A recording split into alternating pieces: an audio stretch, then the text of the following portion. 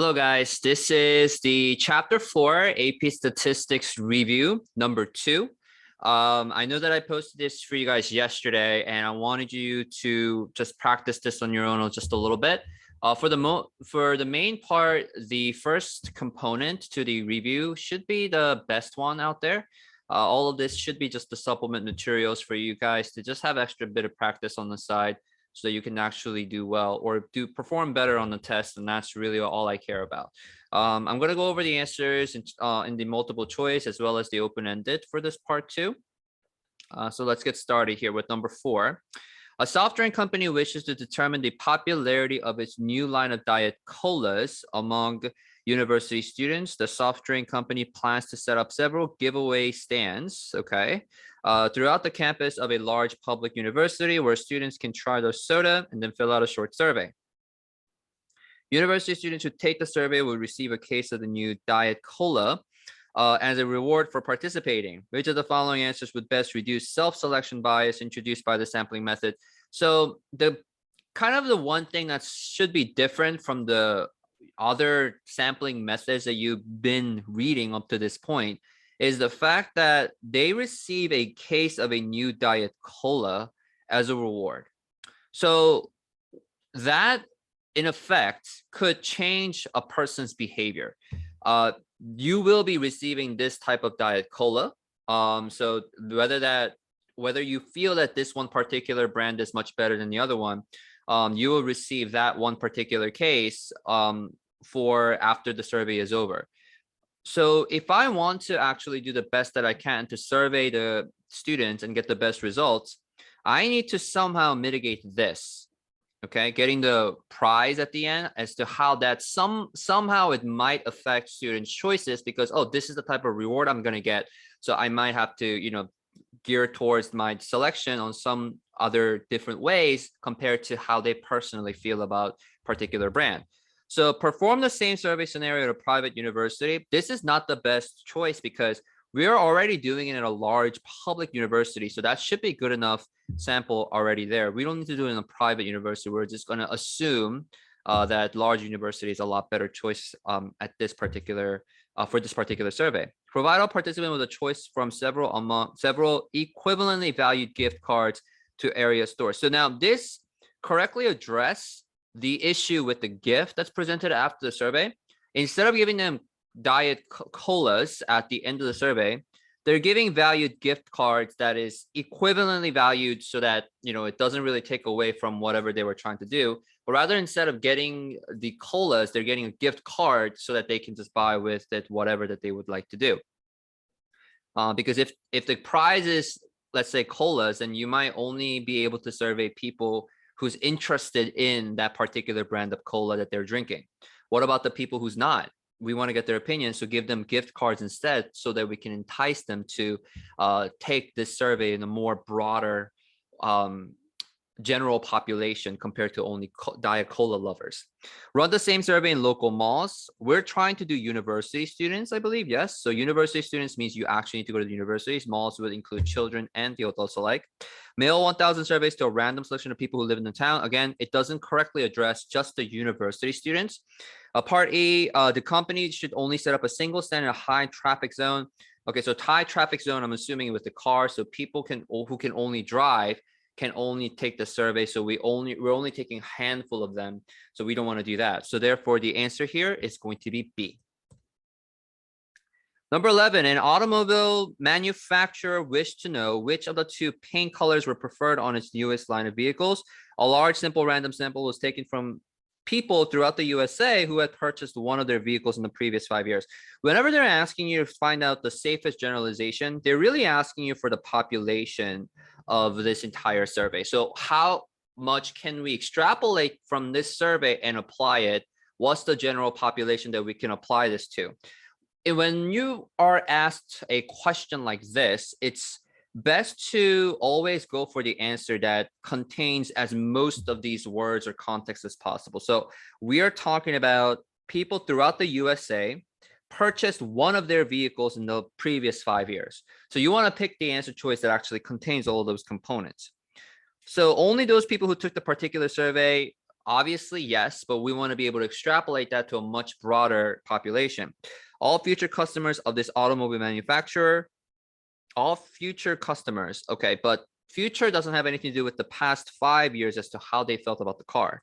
All people who had purchased from the manufacturer in the previous 5 years. So it addressed most of the components. So I think I'm going to pick C for this one. Only those people who have purchased the vehicle in the previous 5 years. Okay, vehicle from where? You need to specify.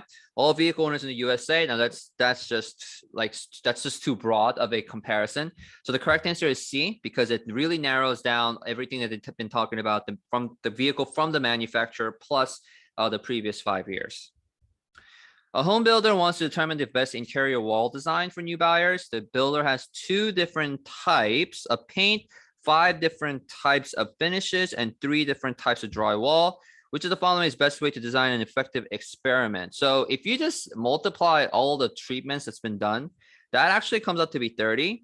So it's just going to be C from this, just by knowing that I am imposing 30 different types of treatments.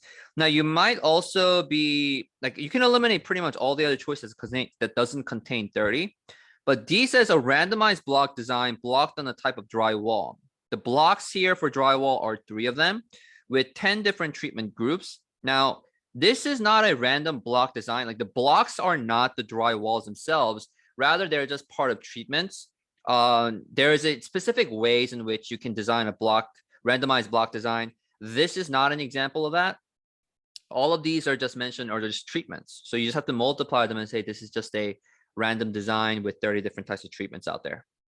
A high school has proposed the elimination of bells. Okay, and the beginning and end of the classes, the administration wants to sample students judge their opinion about the proposal.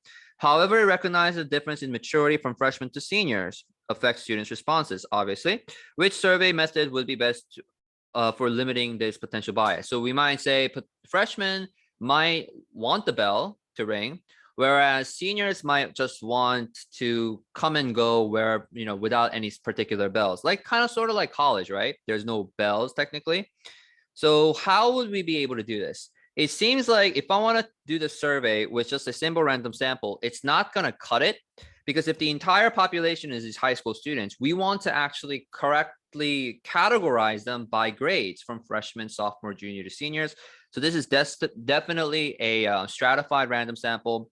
Remember, strata being groups, we want to get them into groups of their grade and then get their opinions from that. All the other ones are also pretty much has the same issue with the simple random sample. It just does not give the opinions from each grade. That's the issue.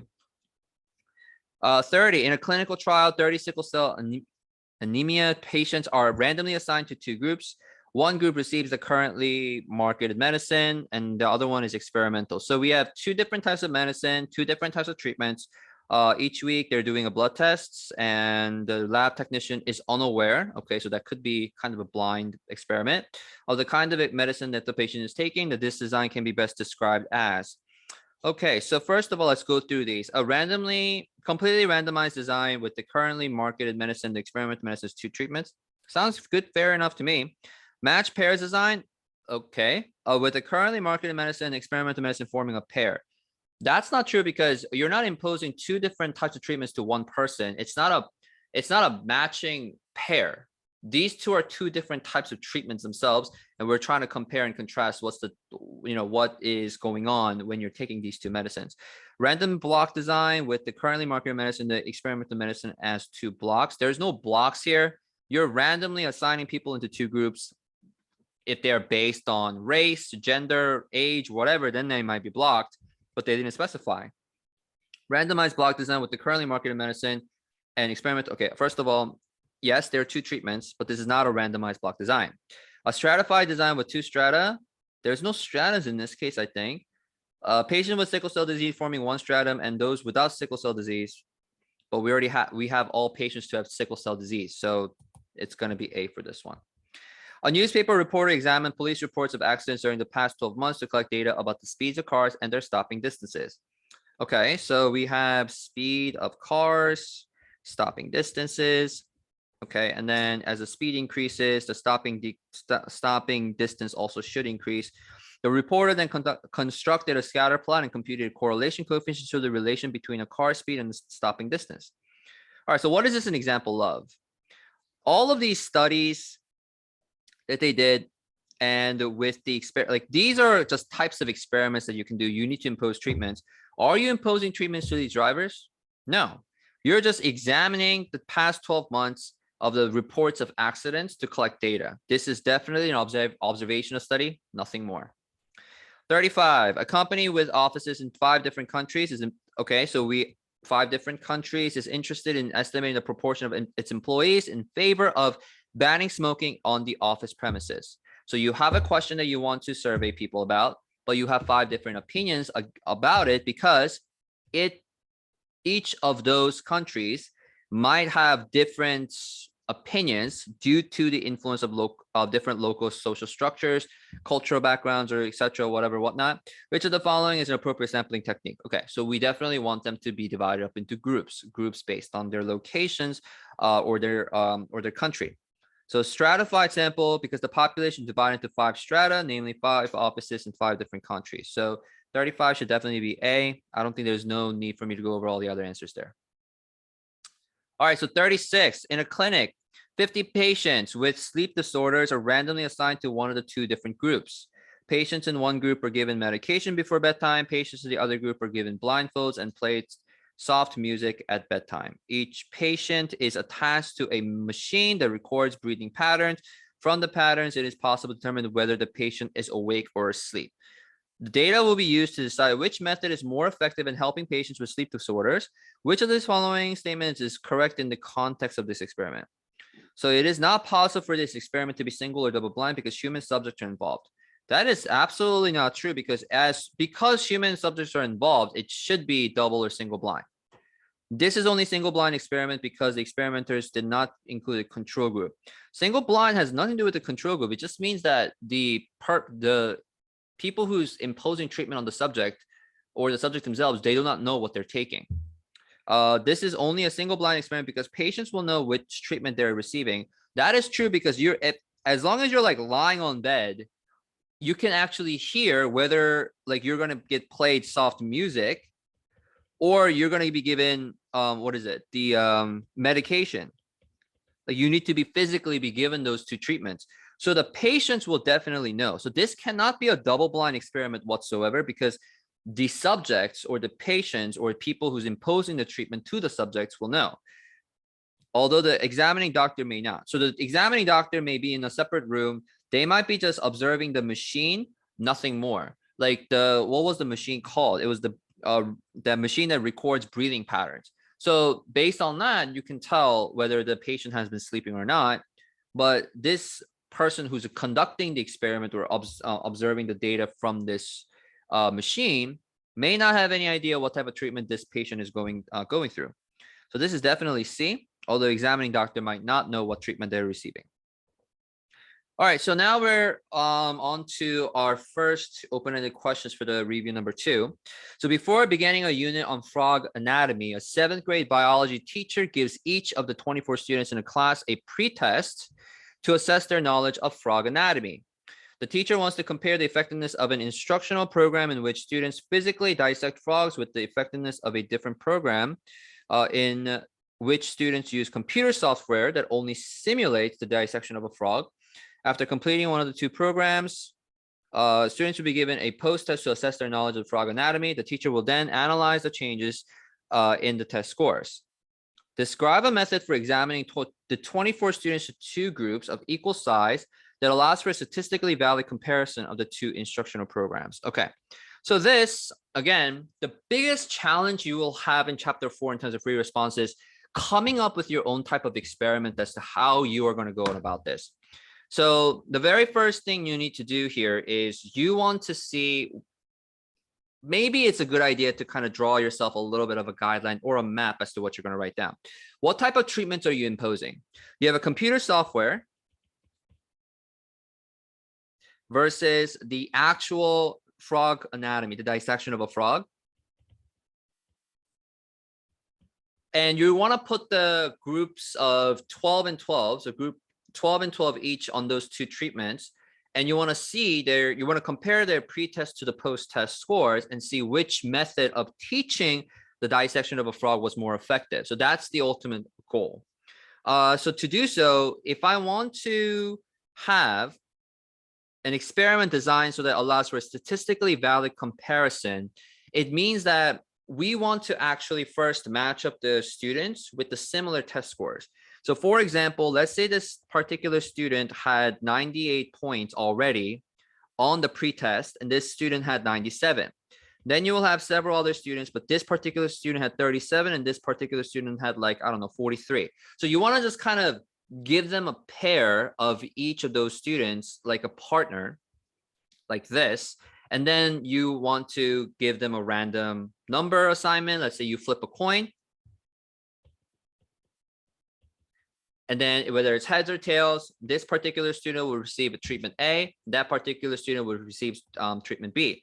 Then you do this program for how long, however long they said, and then they compare the results between pre-test and post-test.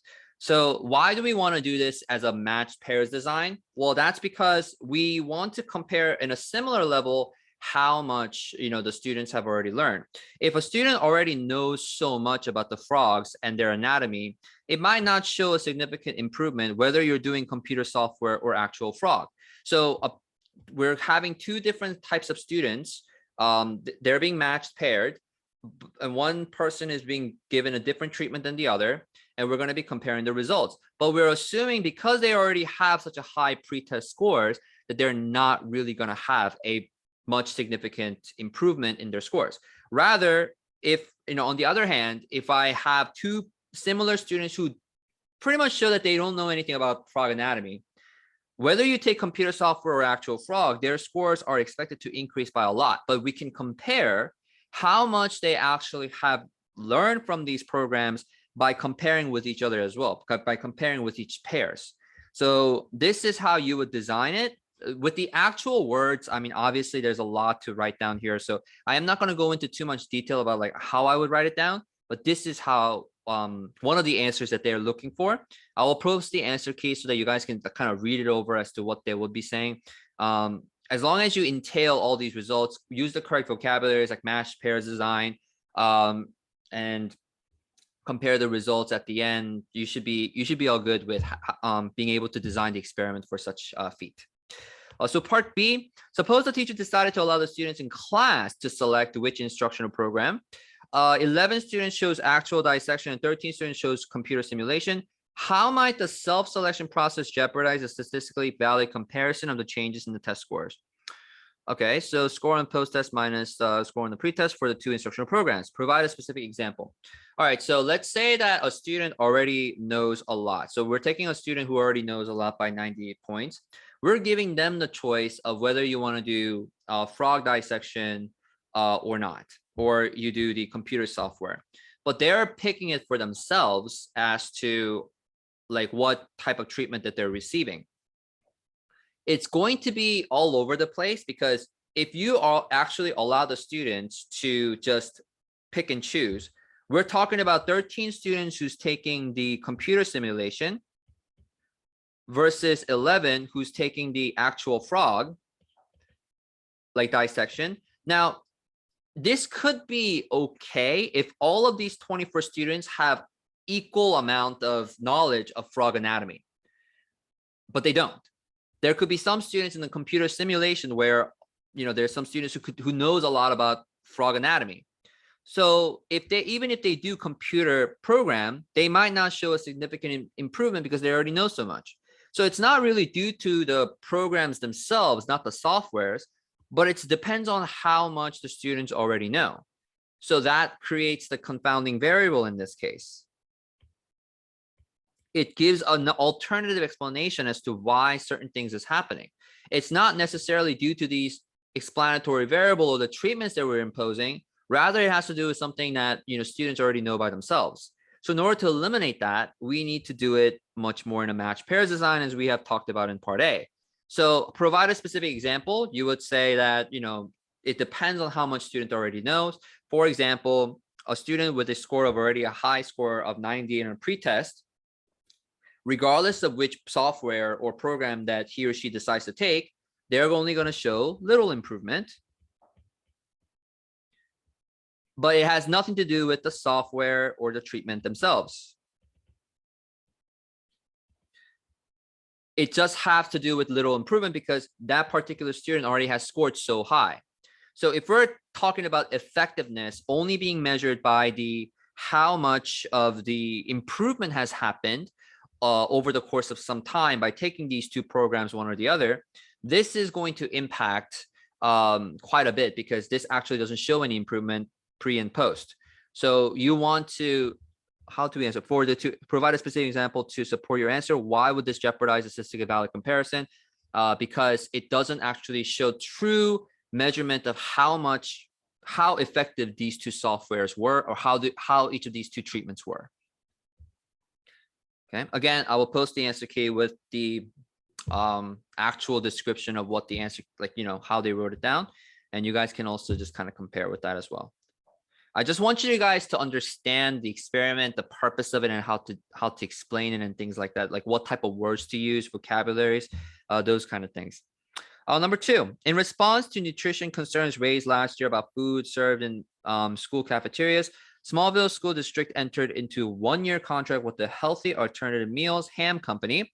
On this contract, the company plans and prepares meals for 2,500 elementary, middle, and high school students with a focus on good nutrition. The school administration would like to survey the students in the district to estimate the proportion of students who are satisfied with the food under this contract. Okay, so I can already tell that this is going to be our stratas right here. Maybe some of you guys might not like our school lunches right now, or maybe some of you guys do. But depending on which school district you're, I mean, not school district, but what school you're also at and what age you're at, that also impacts how student can feel about their school lunches. So part A says, describe the simple random sampling procedure that the administrator could use to select 200. Everyone should be, like, you guys should all know how to do this.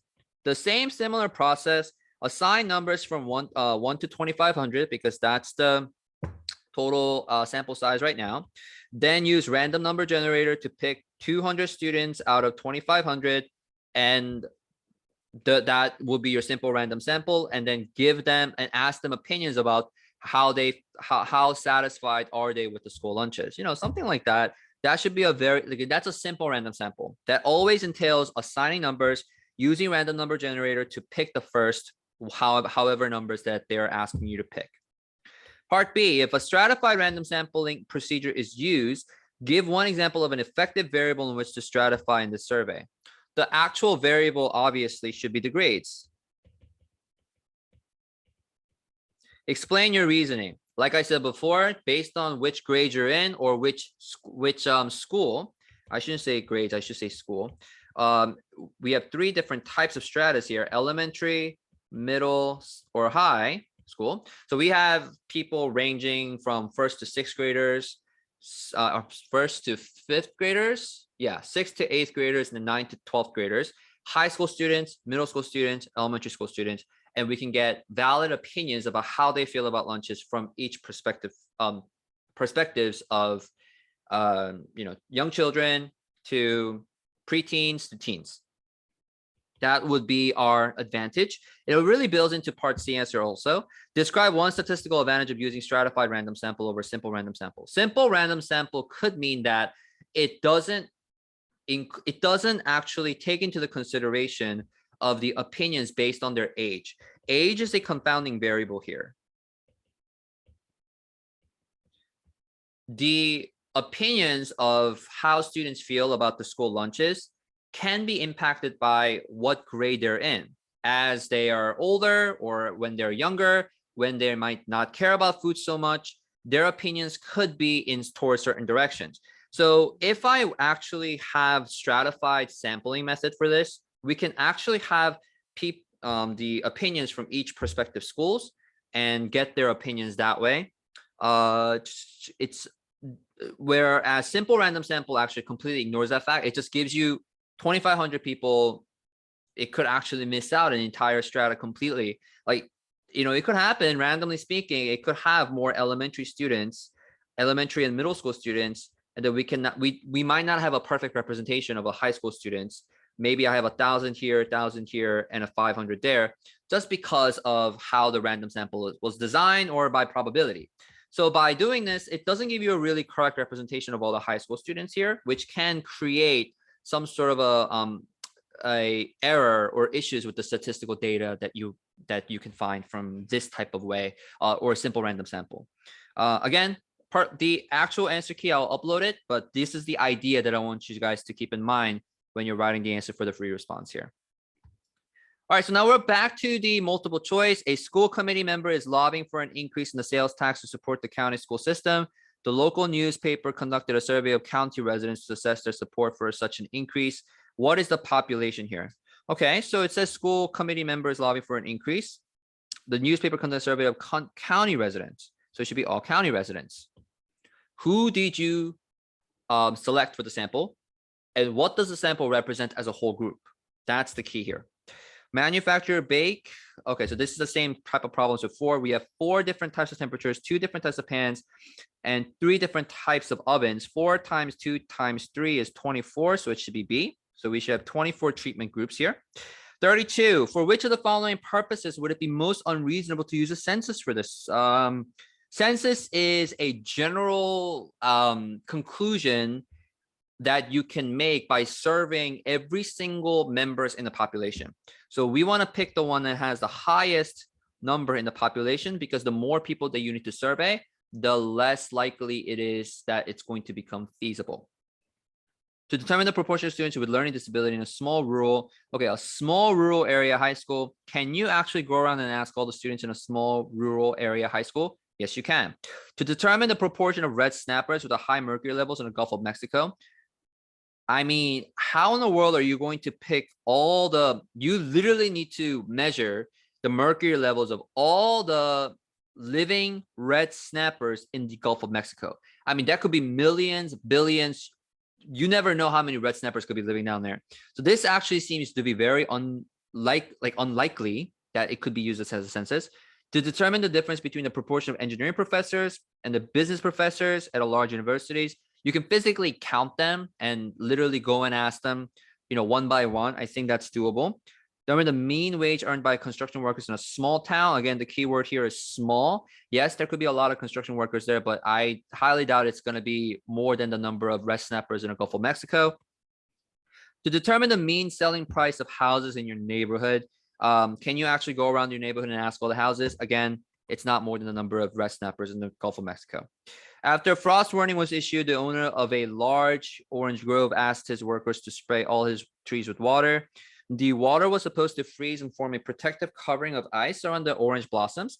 Nevertheless, the owner suspected that some trees suffered considerable damage due to the frost. To estimate the proportion of trees that suffered more than 50% damage due to the frost, he took a random sample of 100 trees from his grove. What is the response variable? The response variable is the response that you get based on the treatment that you've imposed, which is obviously applying all the trees with water. By applying the trees with water, what's going to happen? It's going to create a protective layer that protects the trees, but it's still going to damage, as they said. The owner suspected that some trees suffered considerable damage due to the frost anyhow. So it's not the number of trees, whether it was sprayed. This is actually the explanatory variable. So we really kind of should be debating between A or E. The response is how much damage, but we're actually specifying 50% or more damage. We are trying to find out the proportion of the trees that suffer more than 50%. So the response here, it physically measures the number of trees that was impacted by the frost when applied this treatment with water.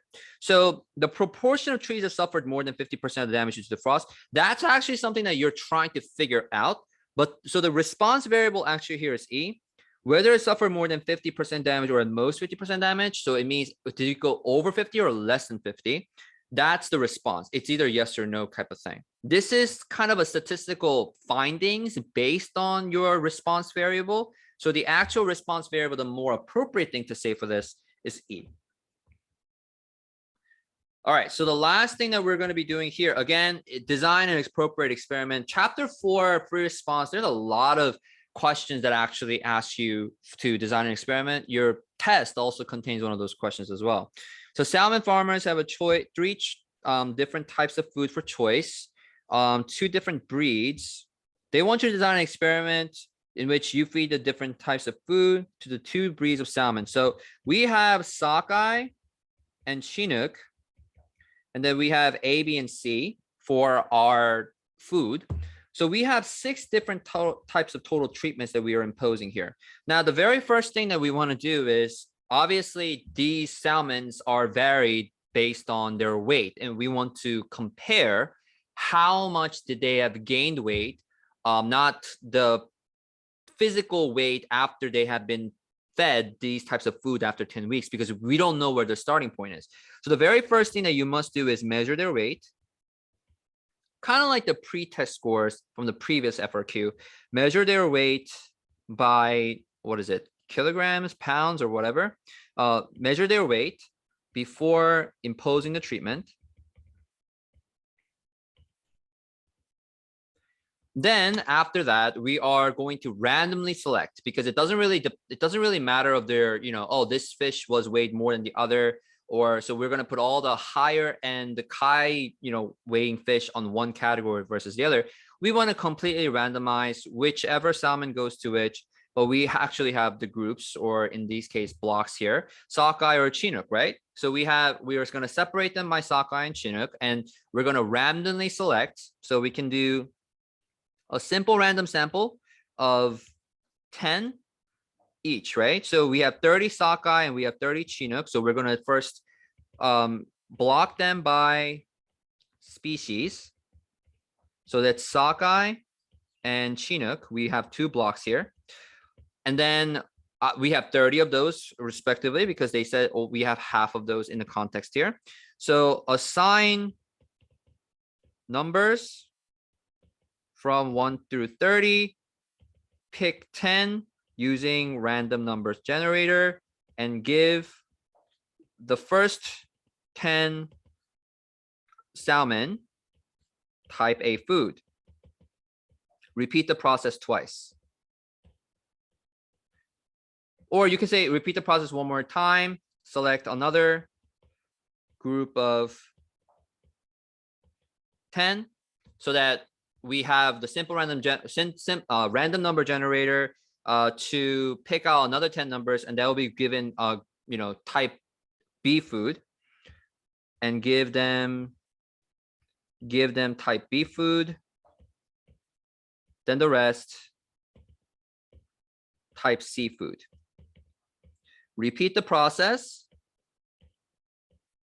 for the other species. So that could be sockeye or Chinook. So let's say you take all this one block of sockeye, and then we use a random number generator, pick a number from 1 through 30. Without replacement, we give the first 10 type A food, the second 10 type B food, and the remaining 10 type C food. So we have basically 6 treatments imposed into 6 different types of groups. So this could be a way to design an appropriate experiment, but we don't want to stop there. So now we have actually designed the experiment as to how to conduct it. How are we going to measure how are we going to measure the statistical findings? After 10 weeks, because it says specifically to measure the results in 10 weeks. After 10 weeks, we are going to find out measure their weight, measure the salmon's weight, and compare them from the previous, before the experiment has begun.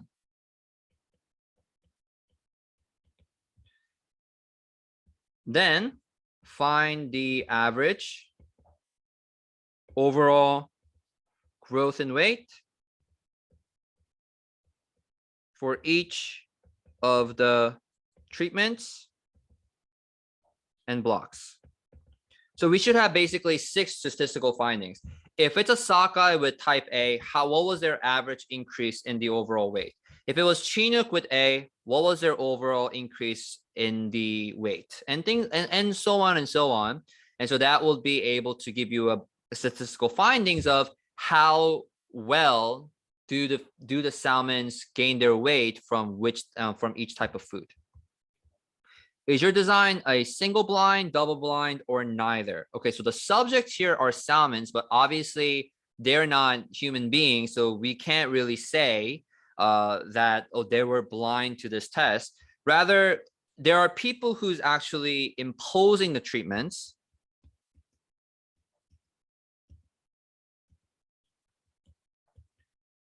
So there could be people who's imposed a treatment to the salmon. They might not know which type of food they are giving. So a single blind experiment, if you read the description, now it's either the subjects do not know, or the people who's who's giving the treatment. Let's see. It's either the subjects, they do not know themselves as to what type of treatment they're receiving, or the people who actually, is helping the subjects to receive the treatment. And in case like this is a way of giving a single blind test where the people who's giving the food to the salmons, they'll be considered the subjects here. If that makes any sense. So obviously salmons, they need to be dependent on the people who's imposing the treatment, who's imposing, giving these different types of foods. They might not be aware of it. So if they're not aware of it, this is definitely a single blind experiment. But as we have talked about before, if we can create a double blind experiment as much as possible, we should, because creating a double blind experiment mitigates the bias as much as possible. It mitigates the confounding variables as much as possible. So we are going to also say it could be double blind if and only if the people who's actually getting the response variable, they also do not know what type of food each group has been receiving. So if I actually go to here, I think I actually had the answer somewhere here. Okay. I'm just going to take a look.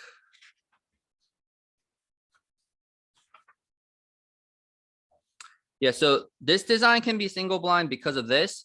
Make sure that those evaluators, so they use the word evaluators, who determines the weight of the fish, though they do not know which type of food each salmon ate. So that those are the people who kind of helps the subjects or measures the statistical findings of the subjects. So to make it double blind depends on whether or not those tending the salmon could be made unaware of the type of food. So who's tending the salmon? Tending the salmon could be made unaware what type of food they are receiving. But quite in all honesty, I think you could just call this a single blind experiment and just call it a day, because tending the salmons, evaluating the salmons, what's the difference? And it could get a little confusing. But like I said, this is what the answer key said. I would say that this is a single blind experiment because the people who is evaluating the salmons there, the weights and things like that, or giving them the food, they could not be aware of what type of food they're receiving. That is definitely something that you can use to call this a double blind test. I'm sorry, a single blind test. I'm sorry.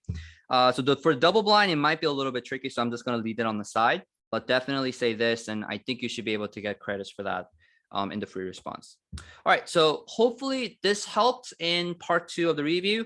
In the next one, I'll go over part 3 of the statistics chapter 4 review test. There's a total of 19 questions and 1 open-ended question, I believe. So very similar to your test, which was 20 questions and 1 free response. Thank you very much, guys. Have a wonderful 3-day weekend, and I'll see you guys soon.